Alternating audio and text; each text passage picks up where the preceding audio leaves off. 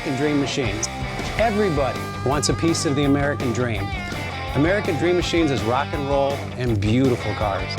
It was Hendrix, Born to be Wild, and Heavy Metal Thunder.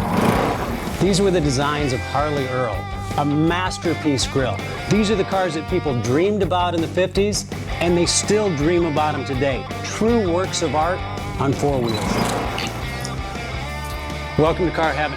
The quality of our cars every year gets better and better, and this 4,000 square foot studio tells no lies. American Dream Machines was inspired by the fire-breathing big block designs of Duntop and Bill Mitchell.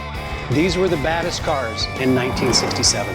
It's not all about the numbers. If we can get 500, 600, 700 horsepower in one of these street beasts, it's a whole lot of fun. At American Dream Machines, we've purchased thousands of cars over the years, and we've learned the hard way. We had to fix them. Our mechanics and restoration staff here are the dream team, and they get 200 cars a year ready for our customers. Yes, I love that. American Dream Machines opened our doors in 2003. We've sold thousands of cars all over the country and all over the world. We have beautiful cars here, and you should own one. So you want to drive the Buick in the back?